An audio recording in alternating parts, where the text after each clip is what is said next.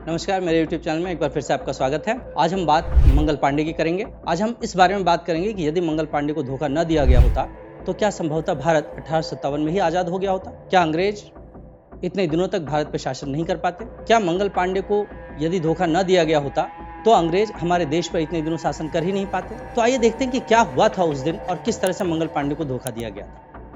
बात 29 मार्च 1857 को की है। कुछ ब्रिटिश अधिकारियों के द्वारा, कुछ ब्रिटिश लेखकों के द्वारा ये लेख किया गया है कि 1857 की क्रांति महज एक अफवाह पर आधारित क्रांति थी। जो तात्कालिक कारण 1857 की क्रांति के बताए जाते हैं उनमें गाय और सुअर की छवि के बने हुए जो कारतूस हैं उनके प्रयोग की बात कही जाती है, जिसके बारे में कहा जाता है कि मंगल पांडे को ये लगता था कि इस कारतूस को मुंह से खींच कर चलाने पर हमारा धर्म भ्रष्ट होता है और इसीलिए जो है उन्होंने इस क्रांति को अंजाम दिया था या इस क्रांति की शुरुआत की थी। तो ये हो सकता है कि एक तात्कालिक कारण हो, लेकिन वी.डी. सावरकर, विनायक दामोदर सावरकर अपनी पुस्तक में लिखते हैं, जिन्होंने 1857 की क्रांति को एक क्रांति बताया था, वो ये लिखते हैं कि दरअसल ये तात्कालिक कारण तो महज एक कारण के रूप में स्वीकार किया जाता है, लेकिन दरअसल उस समय जो भी भारतीय लोग थे उन लोगों के मन में अपने देश को आज़ादी दिलाने के लिए जो एक जज्बा था उसने 1857 की क्रांति का प्रारंभ किया। कई ब्रिटिश लेखकों ने ये लेख किया है कि दरअसल उस समय ये अफवाह फैला दी गई थी कि भारतीय सैनिकों को, जो समय अंग्रेजों के अंडर जो काम कर रहे थे भारतीय सैनिक, उनको मारने के लिए यूरोपीय सैनिक बुलाए गए और इसीलिए जो है ये एक स्वतः स्फूर्त विप्लव के रूप में ये क्रांति जो है हुई। दरअसल 29 मार्च 1857 को मंगल पांडे अपने क्वार्टर से निकलकर और अंग्रेजों को मारने के लिए जो है वो आगे बढ़ते हैं। अपनी राइफल के साथ जब वो आगे बढ़ रहे होते हैं, अपनी तलवार के साथ जब वो आगे बढ़ रहे होते हैं, तब कर्नल ह्यूसन को इसकी सूचना मिलती है और ह्यूसन जो है वो सामने आता है। मंगल पांडे उसके ऊपर गोली चलाते हैं, गोली उसे लगती भी है, लेकिन वो बच जाता है। इसी समय किसी अंग्रेज सैनिक ने लेफ्टिनेंट कर्नल बाग को जो है वो ये खबर पहुंचा दी कि इस तरह से जो है एक भारतीय सैनिक जो है वो इस तरह से गोलियां बरसाता हुआ आ रहा है। और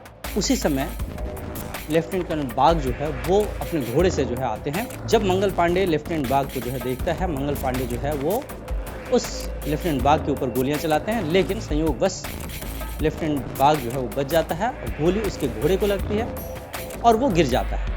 कहानी यहीं से शुरू होती है। मंगल पांडे जब कर्नल बाग को पीछे कमर से पकड़ लेते हैं, उसी समय जो वहाँ पे और अंग्रेज अधिकारी थे उन लोगों ने भारतीय सैनिकों को कहा कि आप जो है मंगल पांडे को पकड़ो, लेकिन भारतीय सैनिकों में से एक जमादार ईश्वरी प्रसाद, उन्होंने मंगल पांडे को पकड़ने से साफ मना कर दिया। इससे पहले मंगल पांडे जब अपने क्वार्टर से निकलते हैं, उन्होंने भारतीय सैनिकों को जो है वो आंदोलित करते हुए वो चिल्लाते हैं कि आगे बढ़ो और अंग्रेजों पर आक्रमण करो। जब मंगल पांडे ने लेफ्टिनेंट बाग को पीछे से पकड़ लिया था, तब कोई भी भारतीय सैनिक मंगल पांडे को पकड़ने के लिए आगे नहीं बढ़ता है।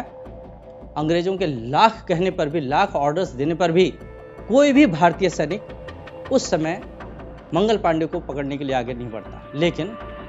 लेकिन उनमें से ही एक भारतीय सैनिक शेख पलटू, यही शेख पलटू वो व्यक्ति था जिसने मंगल पांडे को धोखा दे दिया। और शेख पलटू जो है वो मंगल पांडे को पकड़ने के लिए आगे बढ़ता है और उसने मंगल पांडे को पीछे से पकड़ लिया। इस आपाधापी में कर्नल बाग जो है, लेफ्टिनेंट कर्नल बाग वहाँ से जो है फिर निकल जाता है और शेख पलटू ने तब तक मंगल पांडे को नहीं छोड़ा जब तक बाकी के अंग्रेज लोग आकर और मंगल पांडे को नहीं पकड़ लिए। मंगल पांडे ये नहीं चाहते थे कि वो जीवित रूप में जो है वो पकड़े जाएं और इसीलिए उन्होंने अपने आप को गोली मारने की भी कोशिश की, लेकिन वो बच गए। खैर बाद में जो है सारे अंग्रेज लोग आते हैं और उन्होंने जो है उन मंगल पांडे को पकड़ लिया। 8 अप्रैल 1857 को यह सभी जानते हैं, उनको पकड़ फांसी दे दी गई। आगे चलकर ईश्वरी प्रसाद, जिन्होंने अंग्रेजों का कहना मानने से साफ इनकार कर दिया था, उन्हें भी फांसी दे दी गई। पूरी इंक्वायरी हुई और इंक्वायरी के बाद लगभग 6 सप्ताह के बाद जो है वो जो 34th बटालियन था उसे भंग कर दिया गया। लेकिन उस समय के भारतीय सैनिकों ने इस धोखे का बदला लिया था और ठीक 1 सप्ताह के बाद ही शेख पलटू को अंग्रेजों ने प्रमोट कर दिया था और प्रमोट करके उनको हवलदार बना दिया गया था। लेकिन भारतीय सैनिकों ने इस धोखे का बदला लेते हुए शेख पलटू की हत्या कर दी। आप सोचिए, यदि शेख पलटू ने ये धोखा न दिया होता वो अगर मंगल पांडे को न पकड़ते तो शायद उस दिन 29 मार्च 1857 के दिन 1857 की क्रांति की जिस दिन शुरुआत हुई थी, उस दिन से ये क्रांति कितनी आगे बढ़ती। तो उस दिन बैरकपुर के सारे अंग्रेज अधिकारी जो है वो मारे जाते। ये कहा जाता है कि जिस दिन 8 अप्रैल को फांसी की सजा मंगल पांडे को दी जा रही थी, तो स्थानीय जल्लादों ने उनको फांसी देने से मना कर दिया। फिर कलकत्ता से स्पेशली जो है जल्लाद बुलवाए गए थे और मंगल पांडे को फांसी की सजा दी। तो हम समझ सकते हैं कि उस समय के लोगों में राष्ट्रभक्ति की क्या भावना थी कि जल्लादों ने भी जो है मंगल पांडे को फांसी देने से मना कर दिया। तो यदि मंगल पांडे को धोखा नहीं दिया गया होता तो आज तस्वीर कुछ और ही होती। शायद हमारा भारत 1857 में ही आज़ाद हो गया। ये कहानी भारतीय इतिहास में कहीं कहीं पर जरूर मिलती है।